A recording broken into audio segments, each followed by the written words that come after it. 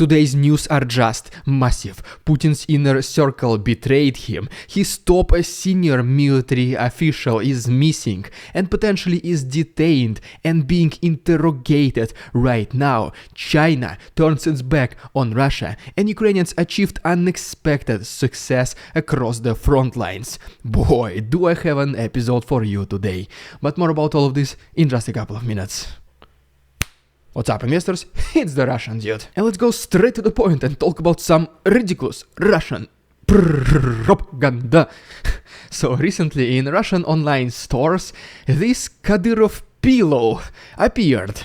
And it is like literally I can think about at least 3 categories of people who will buy it. The first category, lonely women or lonely men. I don't know, you just need to love Kadyrov so much to buy his pillow. The second category of people are those who do not like him. Actually, they hate him, so they might use it for their boxing practices. And the third type of people are those who want to have their own personal TikTok superstar at home. So just yes, please let me know in the comments if there's any single reason for you to buy Kadyrov pillow, which reason is this? And speaking about gifts, I want to do a surprise for you guys if we can reach 200,000 subscribers by the end of this week. And all you need to do is just simply to like this video and subscribe to my channel, and that's it. You will be eligible to participate in this competition. And then, just keep watching my videos, and if we do reach 200,000 by the end of the week, next week, I will make the announcement of this surprise, so stay tuned. You can also follow me on Instagram, because I continue to make posts from my Italian trip and I already uploaded 20 pictures. The link is down below. Alright, and now let me give you just literally a couple of words about the Western military support to Ukraine.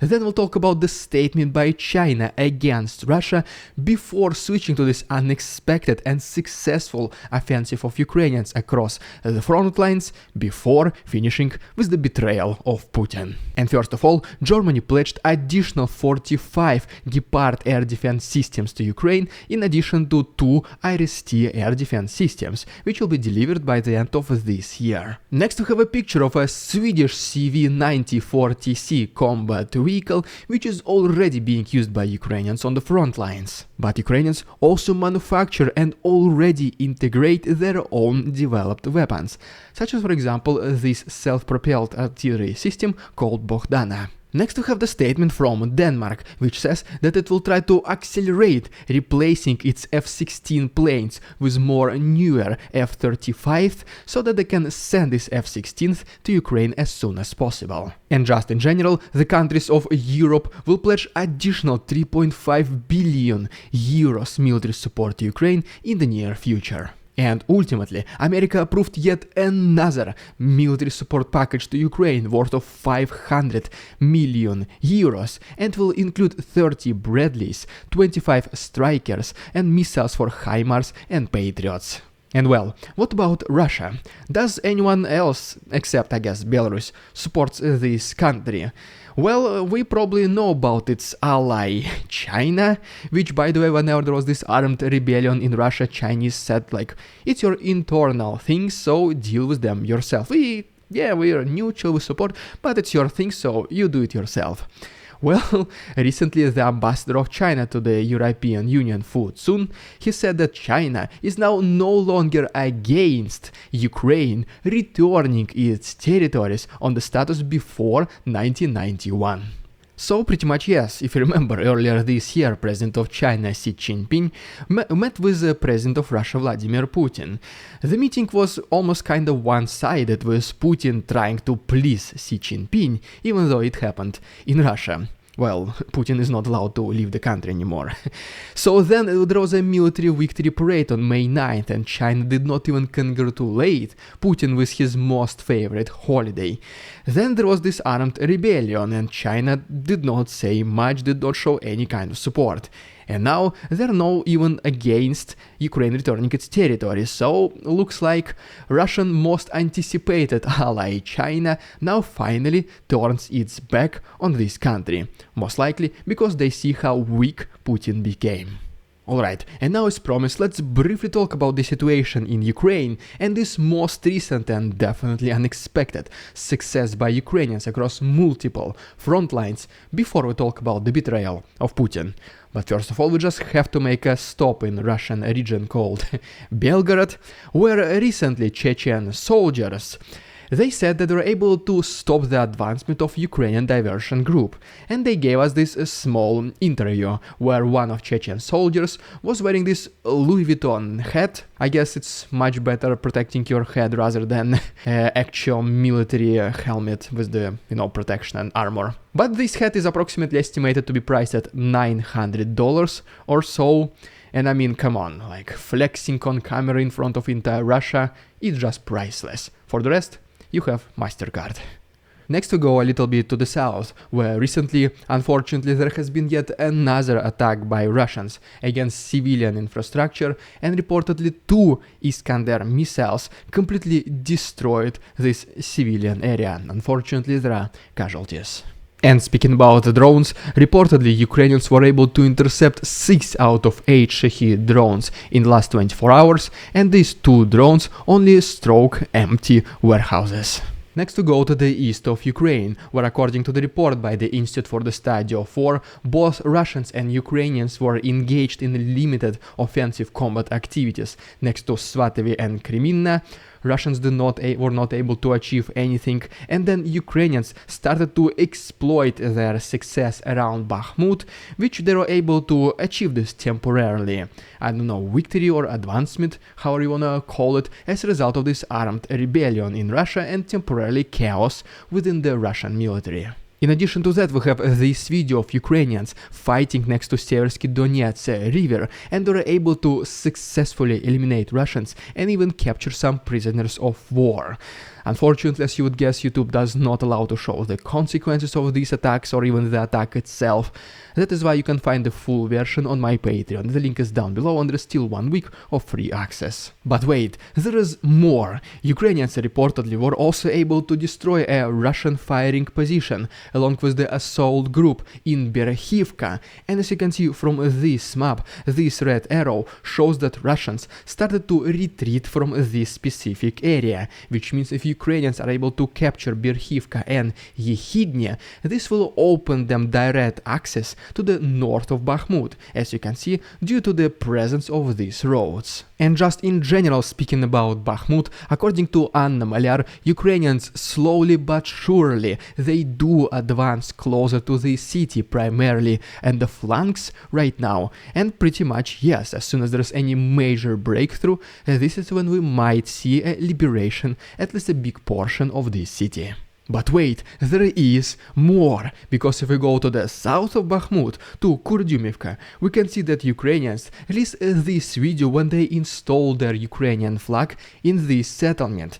The city is not yet confirmed by this map as being liberated, but I mean, if they did install the flag, most likely it already is, which as you can see is located to the south of Bakhmut, so it means potentially Ukrainians might have access to the city in the very near future from both north and the south. So pretty much as you can see, a lot of people right now in the world, all they're paying attention to is the consequences of this armed rebellion past weekend, while Ukrainians quietly took advantage of this chaos and they started making relatively significant progress across multiple front lines, including in the south, about which we're gonna talk right now. And just in general, a total of 1 control point, 12 artillery units, 1 concentration of Russian forces and 2 ammunition warehouses has been destroyed in the last 24 hours. Alright, and now let's go quickly to the south, where first of all in Kherson,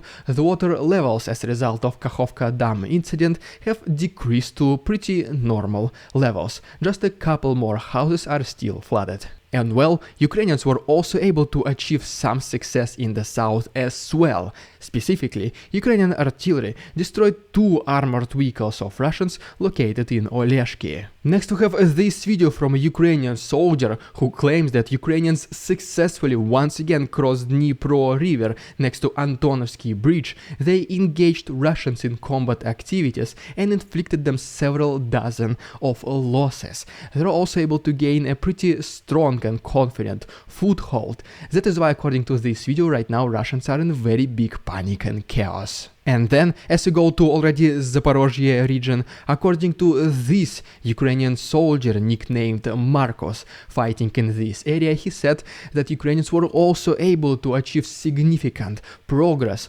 not yet reflected by this map, in their march towards Melitopol. And yes, full versions of all of these videos are also on my Patreon, the link is down below. And ultimately, we have the statement by the Minister of Defense of Ukraine, Oleksiy Reznikov, that the main counteroffensive has not yet started. And I mean, just take a look at already the progress they're making.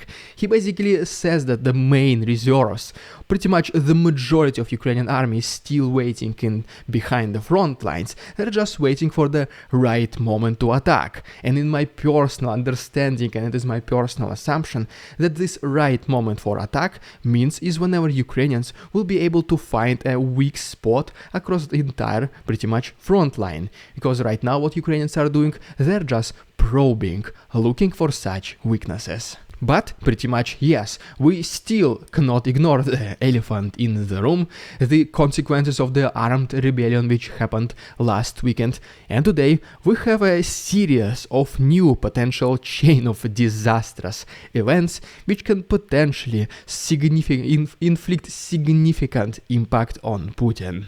And what I'm talking about here is that Putin's inner circle, at least one person, betrayed him, and his top general right now is missing, potentially detained and being interrogated. So, the very first link in this chain of disastrous events is that the plane of Prigozhin allegedly returned once again to Russia, as you can see from this flight radar map. And by the way, whenever he was approaching the capital of Russia, his tracker suddenly turned off, making it impossible to see where he actually landed. Pretty suspicious, to say the least. And if you remember, probably one of the biggest goals of this armed revolution led by Yevgeny Prigozhin was to make Sergei Shoigu, the Minister of Defense of Russia, and Valery Gerasimov, the Chief of General Staff, is to make them voluntarily resign. Unfortunately, so far, at least officially, it has never happened, but recently even the Western medias and Western intelligence, they also confirmed that yes, this was the main goal of this armed revolt. And even though the results of this armed revolution were not as good as many people in the world, especially Russians, expected, still, if you think about it, the actions of Prigozhin, they might have been questionable, but they were kinda, it looks like, laser focused, and the results for Prigozhin and Wagner itself were, to be honest, pretty outstanding. If you remember, Putin said that he will never forgive traitors, and this is exactly what they did. They were marching towards Moscow, threatening to overthrow the government, even though he said, no, we're not gonna do it. And then eventually they received full immunity and full pardon for exactly the thing Putin swore to never forgive, which is the treason. So yes, just think about it, a total pardon for armed mutiny and treason. It just had to be someone on the inside who was helping Prigozhin. And according to the Western intelligence as of right now, this person could have been one of the closest Putin's general, the member of his inner circle, Sergei Surovikin.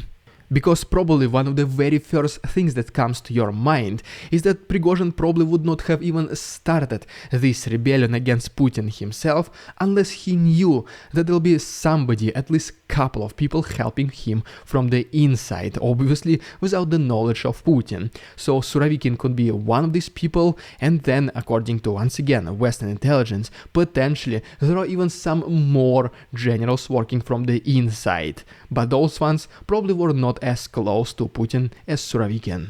And just some of the things that Sergei Surovikin could have helped Prigozhin with is obviously, first of all, is the information, the decisions that Putin is about to make in regards to a response to this armed rebellion, and maybe even sometimes equipping Wagner soldiers with some additional weapons, ammunition and military vehicles. As for now, once again, all of these are just the assumptions. And the thing I'm gonna tell you right now, this information it just came in, so it's still not yet confirmed, but there are reports that yesterday Surovikin has been detained and sent to the Lefortovo prison for interrogation. So, I mean, in case this is true, this is pretty much the direct confirmation of the involvement of one of the closest Putin's inner circle member in this armed rebellion, which is at this point is the pure betrayal. But wait, there is more. Some people were even able to find that General Sergei Surovikin, he was actually a member of Wagner back in 2017. Well, I mean, this already might sound like a conspiracy theory, but you know, these things sometimes they tend to be true, especially if we're talking about the Russian government. So, I mean, yeah, we already kinda got used that Putin has his infiltrators and spies pretty much at this point across the world, but we cannot forget that there can also be anti-Putin infiltrators within his very own inner circle. And looks like Putin forgot this as well, because I mean he relies so much on trust and loyalty that it is often easy to forget that the ones who will actually betray you, they'll be right under your nose. We probably have just entered a new chapter in this revolution from the inside against Putin, and the very last time something like this happened, it ended only 200 kilometers away from Moscow in an armed rebellion. Since then, both sides learned their lessons, so that is why the next time it will be way different. And if you don't want to miss these truly monumental events for the present history of Russia and probably the entire world, just please subscribe to my channel, it only takes one click. The best way to support my work is through my Patreon. You can also become my channel member or simply use a PayPal link. Everything can be found to the right and down below. Thank you so much for your attention, товарищи. Be careful, there are scammers in the comments, and see you tomorrow.